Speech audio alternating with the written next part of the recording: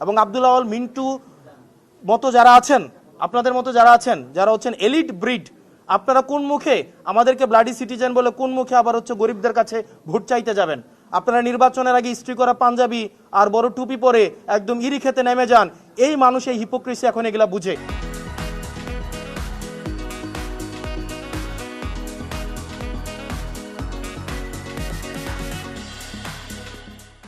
আজকে দ্বৈত নাগরিকত্বের বিষয়ে যে যারা দেখা গিয়েছে বাংলাদেশের একটা অংশ আছে যারা হচ্ছে শুধু নির্বাচনের আগেই, একটা কথা আছে না যে ভ্রমণ ঘুরে ঘুরে নতুন বেশে নির্বাচনের কমিশনের কাছে এসে শুধুমাত্র নির্বাচনের সময় আমরা আসি, এসে দেখা যায় যদি নির্বাচনে জিতে যাই তখন দেখা যায় আমাদের যেই ডুয়েল সিটিজেনশিপ যেটা থাকে সেটাকে আমরা প্রত্যাহার করি, আর যদি হেরে যাই আবার হচ্ছে আমরা আমাদের স্বস্থানে বেগমপাড়ায় ফিরে যাই।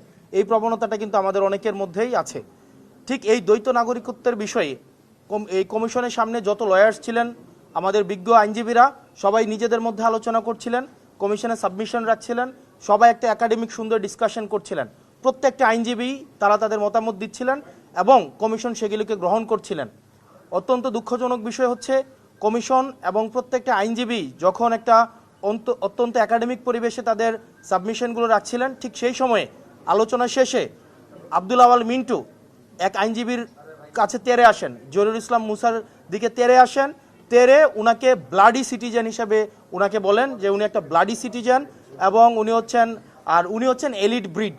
উনি এলিট ব্রিড আর দ্বৈত নাগরিকত্বের বিষয়ে স্ট্রিক্ট অবস্থান রাখার জন্য কমিশনে যারা হচ্ছে সাবমিশন দিচ্ছিলেন সেই সব আইনজীবীদেরকে উনি বলছিলেন উনারা হচ্ছেন ব্লাডি সিটিজেন।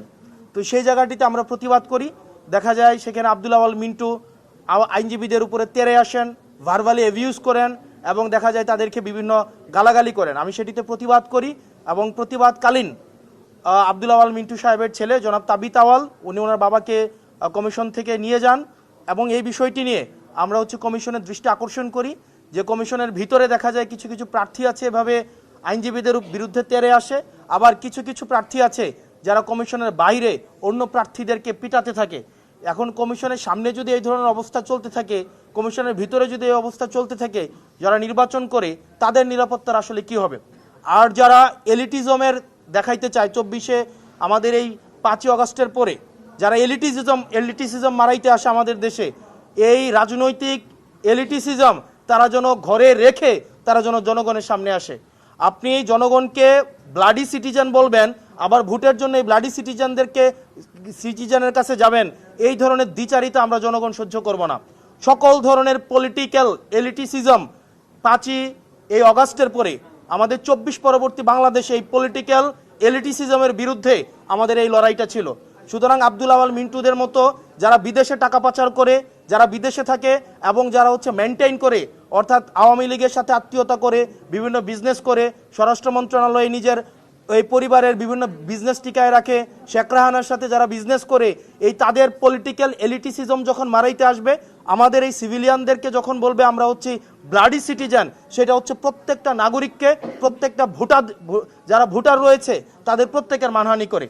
এবং সেটির জন্য আমরা কমিশনের দৃষ্টি আকর্ষণ করেছি যে কমিশন যেন তাকে ওয়ার্নিং দেয় এবং এই ধরনের আচরণের জন্য পুনরাবৃত্তি না ঘটে। এবং আব্দুল আওয়াল মিন্টু মতো যারা আছেন, আপনাদের মতো যারা আছেন, যারা হচ্ছেন এলিট ব্রিড, আপনারা কোন মুখে আমাদেরকে ব্লাডি সিটিজেন বলে কোন মুখে আবার হচ্ছে গরিবদের কাছে ভোট চাইতে যাবেন? আপনারা নির্বাচনের আগে ইস্ত্রি করা পাঞ্জাবি আর বড় টুপি পরে একদম ইরি খেতে নেমে যান। এই মানুষ এই হিপোক্রেসি এখন এগুলা বুঝে। আপনারা গার্মেন্টস শ্রমিক ফুটপাতে এখন যে যাচ্ছেন ভোট চাইতে ব্লাডি সিটিজেনের কাছে, আপনারা ম্যান্ডেটের জন্য ঠিকই ব্লাডি সিটিজেনদের কাছে আসেন, রাস্তার মধ্যে রক্ত দেয় ব্লাডি সিটিজেনরা। এই ব্লাডি সিটিজেনের রক্তের উপরে দাঁড়িয়ে আপনারা বিদেশে ব্যবসা করেন, ছেলে মেয়েদেরকে বেগমপাড়ায় রাখেন, সেফ এক্সিট নেন, ডুয়েল সিটিজেনশিপ নেন এবং নিরাপদ যখন দেখেন তখন বাংলাদেশে এসে ব্লাডি সিটিজেনদের রক্তের উপরে দাঁড়িয়ে তখন আবার নির্বাচনে দাঁড়াবেন। আর নির্বাচনে যদি দেখেন উত্তর দক্ষিণ হয়েছে আবার তখন দেশ থেকে পালিয়ে যাবেন। এই ধরনের বাংলাদেশ আমরা 24 পরবর্তী সময়ে আমরা এই বাংলাদেশ দেখতে চাই না। সেটি নিয়ে আমরা নির্বাচন কমিশন আপত্তি জানিয়েছি এবং সকল আইনজীবী এই জহিরুল ইসলাম মুসার প্রতি যে ধরনের আচরণ করা হয়েছে এটা সকল আইনজীবীদের প্রতি আমি মনে করেছি এটা তাদের মানহানি করা হয়েছে। এবং কমিশনের মধ্যেই সকল পক্ষের আইনজীবী, শুধুমাত্র যে জহিরুল ইসলাম মুসা না, সকল পক্ষের আইনজীবী, এখানে বিএনপি পন্থী বা অন্যান্য যেই আইনজীবীরা ছিলেন সবাই সেটা এই আব্দুল আওয়াল মিন্টুর আচরণে আহত হয়েছেন এবং তারাও সেখানে ইনস্ট্যান্ট তারা প্রতিবাদ জানিয়েছেন। এখন আমরা কমিশনের দৃষ্টিতে এটি এনেছি এবং এই ঘটনার পুনরাবৃত্তি যেন বাংলাদেশে না ঘটে, এই পলিটিক্যাল এলিটিসিজমের নিপাত অবশ্যই ঘটতে হবে। তারা তাদের মনোজগৎকে চেঞ্জ করতে হবে। এই 24 পরবর্তী বাংলাদেশে এসে 24 পূর্ববর্তী এলিটিসিজমের রাজনীতি যদি তারা করতে চায়, তাহলে এই সিভিলিয়ান, এই ব্লাডি সিভিলিয়ানরাই তাদেরকে প্রত্যাখ্যান করবে। কমিশনের দৃষ্টি আকর্ষণ করেছেন, আস্থা আছে কিনা কমিশনের উপর? কমিশনের কাছে আমরা দৃষ্টি আকর্ষণ করেছি, আমরা বলেছি যে একটা রুলিং জারি করতে, কিন্তু তারা কোনো রুলিং জারি করেনি। একটা হচ্ছে অনেকটা এরকম যে তারা জাস্ট একটা এড়িয়ে গিয়েছে বিষয়টা। তবে কমিশন উপস্থিত যারা আইনজীবী ছিলেন, আইনজীবীদের প্রতি কৃতজ্ঞতা জানাই, কারণ প্রত্যেকটা আইনজীবী তখন এই বিষয়টিকে প্রতিবাদ জানিয়েছে দলমতের ঊর্ধ্বে উঠে, কারণ এটা আইনজীবীদের পেশাগত জায়গা থেকে আমি মনে করেছি এটা হচ্ছে মানহানি হয়েছে। ভাই, আপনারা আসলে একটু কথা বলি যে আপনাদের আপিলের কারণে আজকে তার মনোনয়ন অবৈধ ঘোষণা করা হলো। এর আগে এত ঋণখেলাপি এবং হলফনামায় মিথ্যা তথ্য থাকার পরও তার মনোনয়নটি যাচাই বাছাইয়ের মধ্য দিয়ে বৈধতা কিভাবে পায়, বা যাচাই বাছাই প্রক্রিয়া নিয়ে কোনো প্রশ্ন থেকে যায় কিনা? আমরা সেদিনই আপনারা দেখেছেন রিটার্নিং অফিসারের কার্যালয়ে আমরা প্রায় 1 ঘন্টার আমরা হচ্ছে সাবমিশন রেখেছিলাম, এবং সেখানেও কিন্তু আমরা এই বিষয়গুলো নিয়ে বলেছিলাম যে আমরা যদি ল এক্সিস্ট করে তাহলে সেক্ষেত্রে উনি বিভিন্ন সময় ওনার হচ্ছে প্রিভিয়াস হিস্ট্রিও আছে।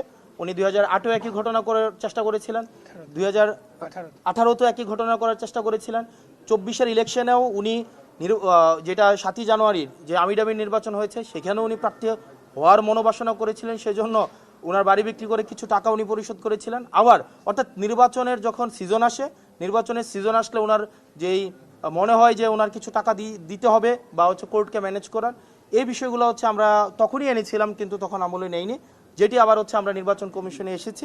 উনিও আমার বিরুদ্ধে এসেছেন, উনিও আমার বিরুদ্ধে সাবমিশন দিয়েছেন, কিন্তু ওনারটা সেখানে লিগেলি সেটা হচ্ছে আপনার রিফিউটেড হয়েছে, আমারটা সেটা প্রিভেল করেছে।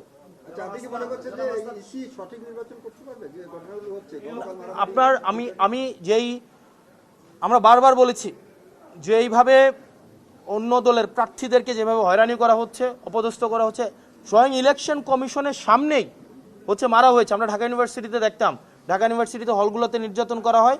আমরা দেখতাম যে এই নূর ভাইকে যখন হচ্ছে লাইব্রেরির সামনে পিটানো হইলো সব মিডিয়ার সামনে, যখন আমরা প্রক্টরের কাছে অভিযোগ দিতে গেলাম, প্রক্টর বলল লিখিত দেন।